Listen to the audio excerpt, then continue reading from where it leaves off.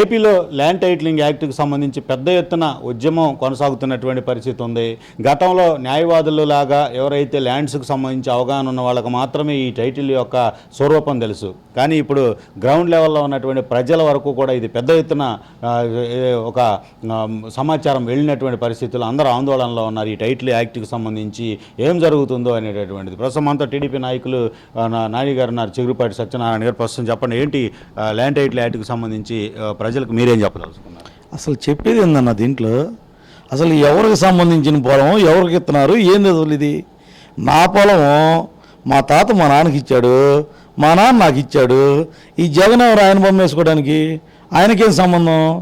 ఆయనకి ఏమైనా హక్కు ఉందా నా పాస్ పుస్తకాల మీద వేసుకోవడానికి? ఎటుపోతుంది మనం ఈ వ్యవస్థ? అసలు ల్యాండ్ టైటిల్ అంటే ఏంది? అసలు ల్యాండ్ని మీరు చేయాల్సినంత అవసరం ఏంది? అసలు ఆల్రెడీ ఆర్ఎస్ఆర్ లేవా? మీరు చేసేది కొత్తగా? సరే చేశారు, ఇప్పుడు నాదే ఉంది, 4 సెంట్లు తగ్గింది, 100 సంవత్సరాల నుంచి ఉన్న పొలం 4 సెంట్లు ఎడిపోయిందంటారు. సెంటు పోతేనే ఎడుతామే, 4 సెంట్లు నాకు రావాలి.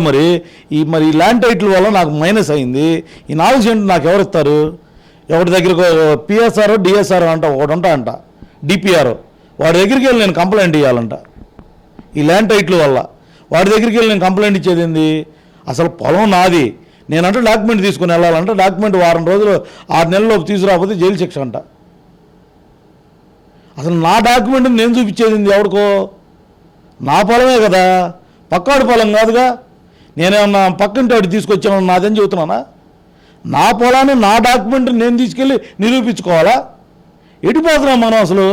అంటే ఈ యాక్ట్కి సంబంధించి చూస్తే ఒకవైపు ఏమో భూమికి భద్రత లేదు అనేటటువంటిది మీరు చెబుతున్నారు, మరోవైపు ఏమో పాస్ పుస్తకం పైన, అలాగే అద్దురాళ్ళు పైన, అలాగే తాజాగా స్టాంప్స్ ఏవైతే ఉంటాయో డాక్యుమెంట్స్ వాటిపైన కూడా జగన్మోహన్ రెడ్డి బొమ్మే ఉంటుంది అనేటటువంటిది. మీరు ఏమనుకుంటున్నారు దాన్ని? ఇక రేపటికి మాకు కూడా వేసుకోమంటాడేమో, మమ్మల్ని కూడా వేసుకోమంటాడేమో బొమ్మ. ప్రతి ఒక్కరు బొమ్మ వేసుకొని తిరగాలంటాడేమో. నేను అంటుంది ఏంటంటే, జనాన్ని అందరికీ ల్యాండ్ వల్లే అనుకుంటున్నారు ఇప్పుడు దాకా ఇబ్బంది.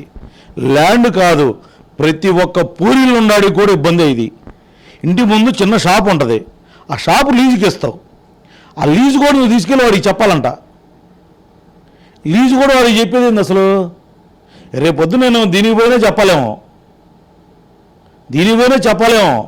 జగన్మోహన్ రెడ్డికి రాసుకుంటాడేమో, పలాంటి ఆయనకి వెళ్ళాను, పలాంటి ఆయనకి వచ్చాను.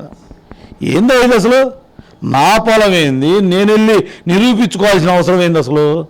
ఎవరి పొలం ఇది? మా తాత మా నాన్నకి ఇచ్చాడు, మా నాన్న నాకు ఇచ్చాడు, నేను వెళ్ళి నిరూపించుకోవాలా? నిరూపించుకోవడానికి ఈడెవడు అసలు? ఈడికేం హక్కు ఉంది? ఇప్పుడు కొంతమంది డాక్యుమెంట్లు ఉండవు బ్రదరు, మరి వాళ్ళ పరిస్థితి ఏంది? వెనక నుంచి వస్తాం కాలిపోవటం జరిగిద్దో, లేకపోతే ఏదో తుఫాన్ వచ్చి కొట్టుకుపోవటం జరిగిద్ది, వాడు ఆ నుంచి తీసుకొచ్చి నిరూపించుకుంటాడు. నిరూపించుకోకపోతే వాడు జైలు శిక్ష వేస్తారంట. ఎడిపోతున్నాం మనం అసలు? ఇది ఎంత దారుణమైన వ్యవస్థలో ఉన్నాం తెలుసా? ఇప్పుడు 2019లో పయ్యావుల కేశవరావు గారు దీని గురించి ఎందుకు చెప్పారు? ఆ రోజు మోడీ పెట్టిన దాన్ని పెట్టారు. 2022కి వచ్చేటప్పటికి ఏమైంది? ఇంప్లిమెంటేషన్ చేశారు, ఇది రాంగ్కి వెళ్ళింది. ఆ రోజు పయ్యావుల కేశవరావు గారు నిరూపించారు, ఓకే అన్నారు అని చెబుతున్నారు అందరూ.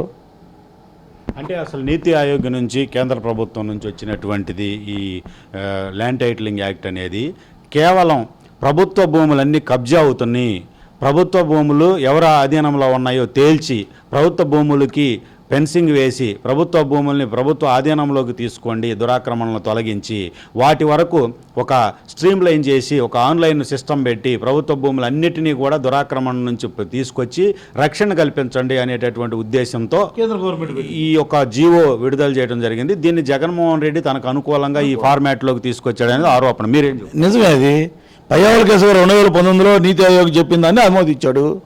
ఇవాళ 2022లో తేడా పడింది. దీన్ని పయ్యావుల కేశవరావు ఆమోదించాడు, పయ్యావుల కేశవరావు ఆమోదించాడు నేను సజ్జల గారు చెబుతున్నాడు. పయ్యావుల కేసులు దేని గురించి 2019లో చెప్పాడు, 2019లో వెళ్ళిందిగా కేంద్ర గవర్నమెంట్కి, వద్దని ఎన్నుకు వచ్చిందిగా. మళ్ళీ 2022లో మరి పయ్యావుల కేసులు గారు ఏమైనా ఆమోదించాడా? మరి ఆ పయ్యావుల కేసులు గారు ఆమోదించారని చెబుతారు ఏంది మీరు? పాస్ పుస్తకం మీద జగన్మోహన్ రెడ్డి బొమ్మను కూడా ఆమోదించారండి. మరి అదేగా మరి వాళ్ళు అంటే అద్దురాళ్ళ మీద జగన్మోహన్ రెడ్డి బొమ్మ, రేపు నుంచి నా మొహం మీద కూడా బొమ్మ వేసుకోమంటాడేమో, స్టాంపుల మీద అన్నిటి మీద, రేపు ఇంటి మీద కూడా బొమ్మ అంటిమంటాడేమో. ఏంది ఇది అసలు? ఆస్తి నాది, నా ఆస్తి నా పేరు మీద లేకుండా ఎవడో, రేపు పొద్దున్న బ్యాంక్కి వెళ్ళాను, నిన్న ఒక ఆయన బ్యాంక్కి వెళ్తే చెబుతున్నాడు, సార్ ఈ పొలం పాస్ పుస్తకం ఎందుకు పనికిరాదంట సార్ అని చెబుతున్నాడు. ఎందుకు అని జగన్మోహన్ రెడ్డి వచ్చి సంతకం పెట్టాలంట. మరి అంతే కదా, నా పాస్ పుస్తకం మీద నా ఫోటో ఉంటేనే కదా యాక్సెప్టెడ్. మరి జగన్మోహన్ రెడ్డి ఫోటో ఉంటే ఎట్టా యాక్సెప్టెడ్ ఇది? ముందు ఒకటి, మధ్యలో ఒకటి, వెనక ఒకటి, పైన ఒకటి, కింద ఒకటి, ఇంకెక్కడ ఇంకా ఏంది? అసలు వీళ్ళకి ఏం సంబంధం? రాళ్ళ మీద వేస్తున్నారు, రాళ్ళ మీద ఏం అవసరం వీళ్ళకి? ఇంకెందుకు చేలో కూడా మొత్తం శాటిలైట్లో కూడా ఇదే వేసి తీద్దాం కదా, మొత్తం కాజేయండి మీరే. ఏంది అసలు ఇది? అసలు నా పొలం మీద మీరే ఎవడండి పాస్ పుస్తకానికి బొమ్మ వేసుకునేది? స్టాంపు మీద ఎవడన్నా బొమ్మ వేస్తాడండి జగన్మోహన్ రెడ్డి బొమ్మ? నిన్న ఇచ్చారా ఏది, నిన్న ఒక ఆయన చెబుతున్నాడు దేంట్లో అంటే వాళ్ళకి ఇది ఇచ్చారంట, కాపీలు బయటకు వచ్చినాయి. ఎంత దారుణమైన వ్యవస్థలో ఉన్నాం మనం అసలు. ఇదేనా ప్రజాస్వామ్యం అంటే? దీన్ని బట్టి అసలు ప్రజలకు మీరు ఏం చెప్తారు? ఇది టైం కావడంతో ఇది బాబు గారు వచ్చిన తర్వాత దీన్ని కూలంకషంగా చర్చించి దీని మీద ఆలోచించి కేంద్ర గవర్నమెంట్తో మాట్లాడి ఈ చట్టంలో మార్పులు తీసుకొచ్చి ఈ ఉండ చట్టాన్ని రద్దు చేసి చట్టంలో మార్పు తీసుకొచ్చి చేస్తారు బాబు గారు. పక్కాగా చెబుతున్నాం. ఇది రెండో సంతకం బాబు గారు దీని మీద ఎందుకు పెడతానంటే దానికే కూలంకషంగా చర్చించడానికే అన్నాడు బాబు గారు. ఇట్లా ఈ చట్టం ఇదే కానీ కంటిన్యూషన్ అయితే మీ నాన్న నీకు ఇచ్చిన పొలం నీకు ఉండదు, మీ కూతురుకు రాయటానికి నువ్వు చెల్లదు, నువ్వు అమ్మటానికి లేదు, నువ్వు అన్నదమ్ములు నలుగురు ఉంటే నలుగురు ఆ తండ్రికే పుట్టారనేది నిరూపించుకోవాలంట. ఆ తండ్రిని నిరూపించుకోవాలంటే ఎవరు నిరూపించాలి? డిపిఆర్ఓనో డిఆర్ఓనో ఎవడో ఒకటి పేరు చెబుతున్నారు. వాడి దగ్గరికి వెళ్ళి వాడు యాక్సెప్టెడ్ అంటేనే ఓకే అంట. అంటే ఆ తండ్రికి నలుగురు పుట్టారనేది వాడికి ఎట్ట తెలిసిద్ది? అంటే ఇప్పుడు కనీస అవసరాలు గవర్నమెంట్ అధికారులతో ఉంటేనే లంచాలమయం. అదే అధికారి దగ్గరికి వెళ్ళి అతను ఆమోదిస్తేనే అన్ని అంటే అతనికి ఇవ్వాల్సినంత ఇవ్వకపోతే ఆమోదించలేదు. రేపు అన్ని ఇక ఇన్ని హోటల్లోనే సెటిల్మెంట్లు, అన్ని హోటల్లోనే సెటిల్మెంట్లు, ఇవన్నీ పక్కాగా నువ్వు హోటల్కి రా నేను మాట్లాడతానంటాడు. అసలు అతనికి పవర్ అయింది. అసలు నా ఆస్తి మీద అతనెవడు అజమాయిషీ చేయడానికి? నీకు రిజిస్టర్ ఆఫీస్ చట్టం ఉంది, రెవెన్యూ చట్టం ఉంది, వీళ్ళందరూ కాకుండా ఈ ఒక్కడు చెప్పిందే నమ్మాలా?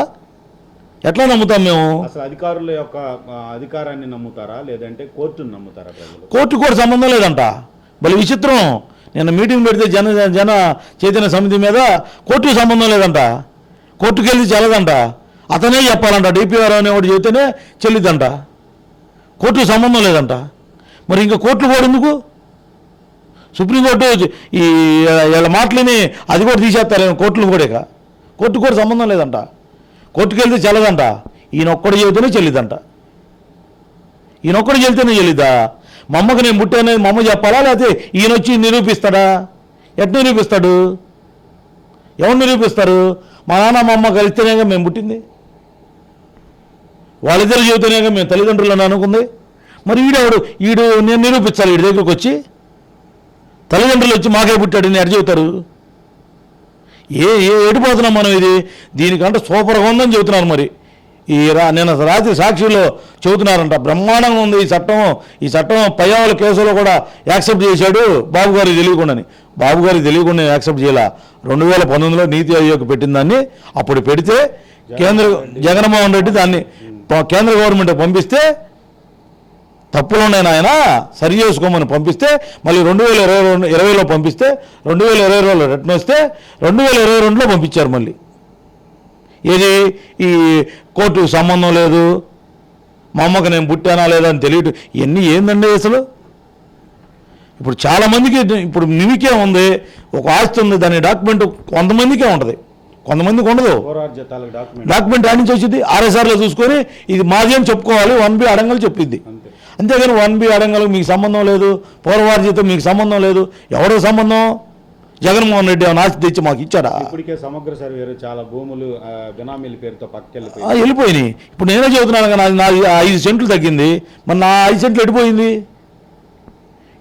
5 సెంట్లు. ఇంకేమనంటే డ్రోన్ సర్వే అంటారంట. డ్రోన్ సర్వేలో 5 సెంట్లు పోవటం అంటే ఇప్పుడు నాది 5 పోయింది. వరుసన మాది 5,000 ఎకరాలు.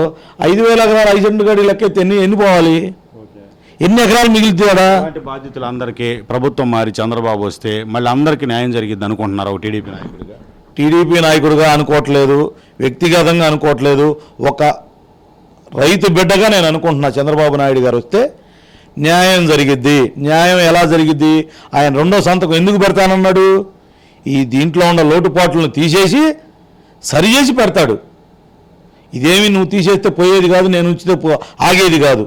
కానీ దీంట్లో ఉన్న తప్పులు కోర్టుకు సంబంధం లేదని చెప్పడానికి చాలా చాలా రాంగు. కోర్టుకు సంబంధం లేకుండా ఎటుపోయింది? కోర్టుకు సంబంధం లేకపోతే అసలు వ్యవస్థ నడిచిద్దా?